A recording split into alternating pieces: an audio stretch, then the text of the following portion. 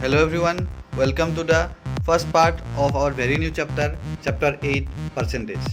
So in this chapter we will study about percentage and also we'll do some problems related to percentage. So before starting today's video, I would like to say that you can subscribe to my YouTube channel to get the videos as soon as I upload it on YouTube. Also hit the like button if you are understanding through my videos. So what is the actual meaning of percentage? So the word percentage itself the combination of two words per and cent. So per cent means 100. So per 100 that means out of 100. So if we find something out of 100 that one will be denoted as percentage. So I think you have heard the word percentage in case of your exam results.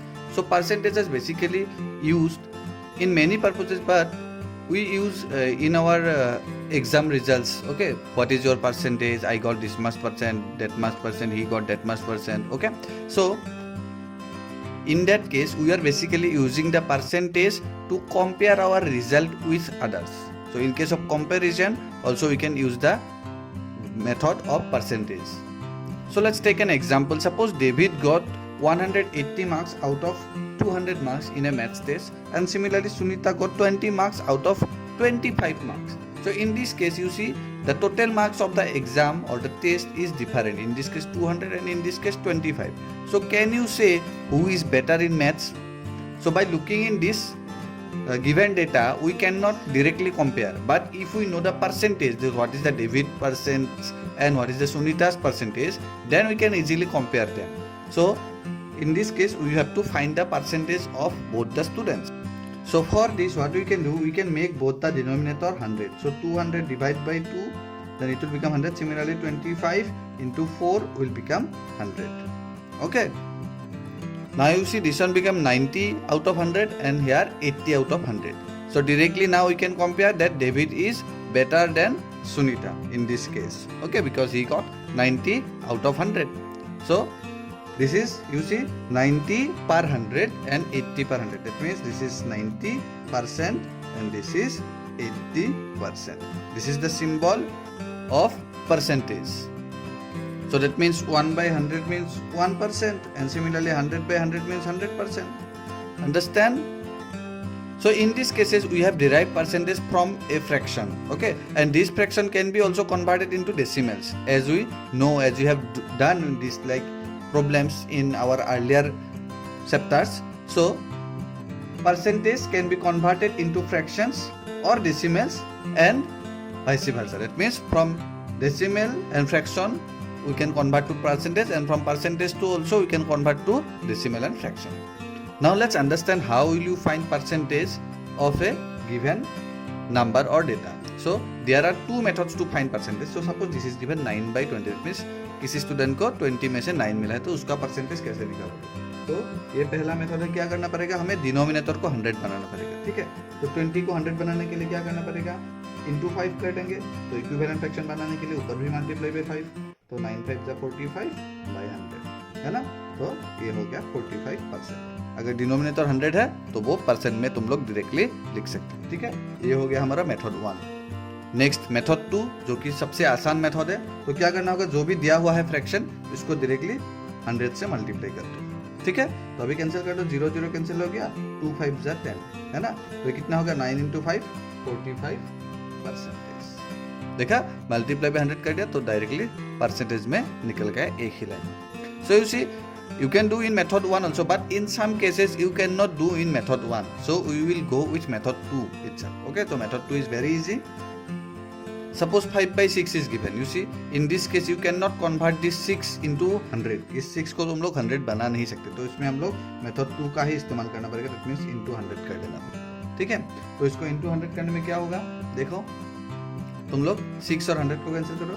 2 3 जा 6, 2 50 जा 100.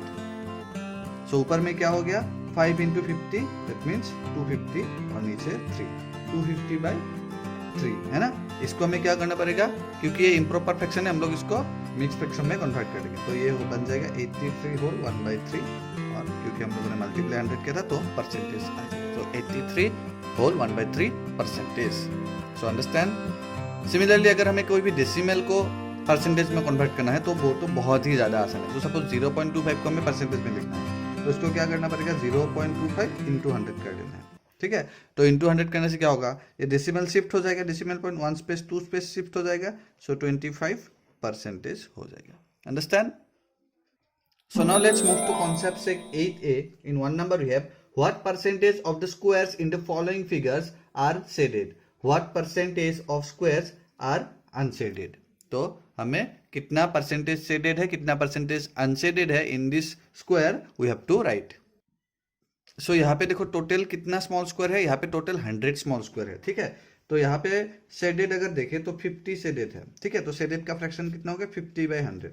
Okay, that means shaded है 50%। ठीक है, तो फिर unshielded कितना होगा, देखो अगर शेडेड 50 है तो 100 में से 50 को माइनस कर लो, वही अनशेडेड हो जाएगा, तो अनशेडेड भी 50% हो जाएगा। ठीक है, इन दिस केस अगर तुम लोग यहाँ पे शेडेड रीजन को काउंट करो तो you will get 60 small squares are being shaded. ठीक है, तो फिर शेडेड हो गया 60%। तो फिर अनशेडेड कितना हो गया, हाँ 100 में से अगर 60 शेडेड है तो अनशेडेड 40% हो जाएगा।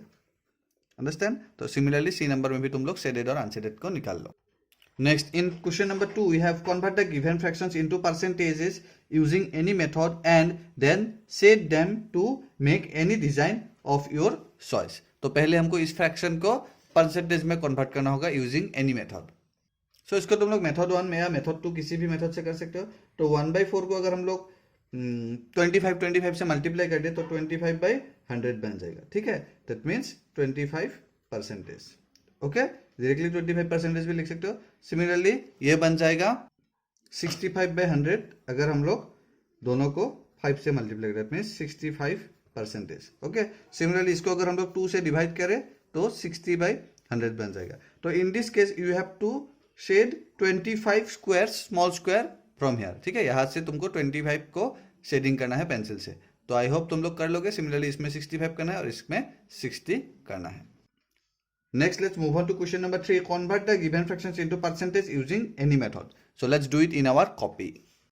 सो in question number 3a we have 3/5 and we have to convert it to percentage. To convert it to percentage we will go with the method 2. Okay, so in method 2 what we have to do, just multiply by 100.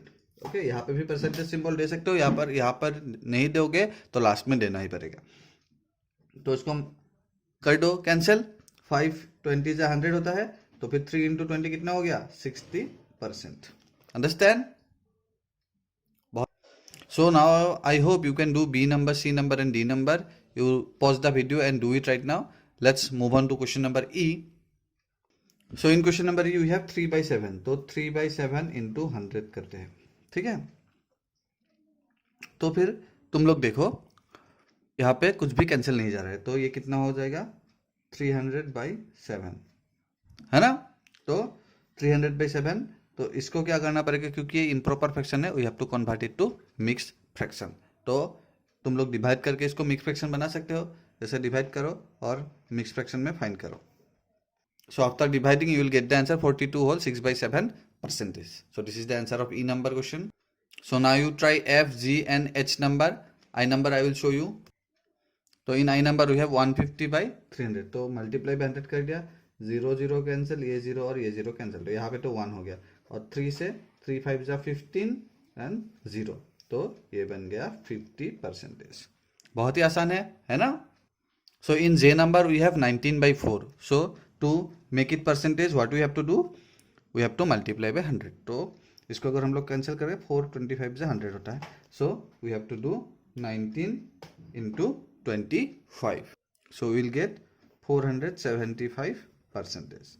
Yes, percentage sometimes can be more than 100. अच्छा, कब होगा, यहाँ पे देखो 19/4 ये क्या था, ये एक इम्प्रॉपर फ्रैक्शन था, है ना। तो इम्प्रॉपर फ्रैक्शन रहेगा तो ये 100 से ऊपर रहेगा, क्योंकि वो इम्प्रॉपर फ्रैक्शन का वैल्यू क्या होता है, 1 से ज़्यादा होता है। Next let's move to question number 4, convert the following decimals into percentage. So decimal से परसेंटेज करना तो बहुत ही आसान है, जस्ट मल्टीप्लाई बाय 100 करना होगा। सो 4 नंबर क्वेश्चन तुम लोग ऐसे हॉरिजॉन्टली भी कर सकते हो, तो 0.002 × 100 बन जाएगा, है ना। तो ये कितना हो जाएगा, डेसिमल यहाँ से यहाँ तक आ जाएगा, है ना, 2 स्टेप, तो 0.2%। Understand?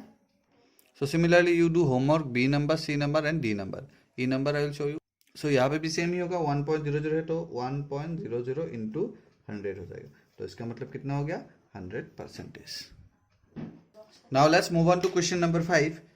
From a school, a group of 100 people went to a picnic. Question number A. If there were 15 teachers and 85 children in the group, what percentage of people in the group were teachers? तो पहले हमें teachers का percentage निकालना होगा. Question number B. Out of 85 children if 45 were boys what percentage of children in the group were boys. तो let's do it.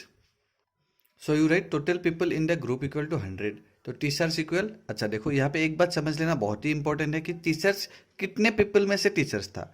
तो 100 में से हमें क्वेश्चन से पता चल रहा है कि 100 में से 15 टीचर्स था. तो 100 में से 15 तो 15 आउट ऑफ 100 क्या था टीचर्स था, है ना. तो इसको हमको परसेंटेज में निकालना होगा. तो 15/100 इंटू 100%, है ना. तो 100 कैंसिल हो गया, कितना हो गया 15% हो गया. हम लोग यहाँ पे चिल्ड्रंस का नहीं निकल रहे क्योंकि क्वेश्चन ए में सिर्फ टीचर्स का ही पूछा गया है. अगर चिल्ड्रंस का पूछा जाएगा तो फिर हम लोग चिल्ड्रंस का भी निकाल लेंगे ऐसे. तो लिखो Thus 15% of people in the group were teachers. Next for B number you write total children equal to 85 boys. अच्छा boys देखो कितना था 45 boys था. अच्छा चिल्ड्रन में से ही तो boys था, that means 45 out of 85 boys था, है ना. तो इसका हमें परसेंटेज निकालना क्योंकि बॉयज का ही परसेंटेज पूछा गया है. अच्छा यहाँ से हम लोग गर्ल्स का भी परसेंटेज निकाल सकते थे अगर पूछा जाएगा. तो 45 हम लोग 85 से सब्ट्रैक्ट कर देंगे तो गर्ल्स का भी निकल जाएगा कितना नंबर ऑफ गर्ल्स था, तब हम लोग परसेंटेज निकाल सकते हैं गर्ल्स का भी. तो इसको परसेंटेज में कन्वर्ट करते हैं 45/85 इंटू 100%. सो यहाँ पे हम लोग कैंसिल कर लेंगे. तो 5 से कैंसिल करो, 5 20 100 है और 5 17 हो जाता है 85. ठीक है. तो नीचे हो गया 17 और ऊपर में कितना हो गया 45 इंटू 20, है ना. तो इसको मल्टीप्लाई करो, कितना होगा 45 इंटू 2 होता है 90 और एक 0 था तो 900/17%. अभी देखो ये इम्प्रॉपर फ्रैक्शन बन गया तो इसको हमें कन्वर्ट करना पड़ेगा मिक्स फ्रैक्शन में. So will get the answer 52 whole 16/17%. Now let's move on to question number 6. Amit scored 19/30 marks in an exam.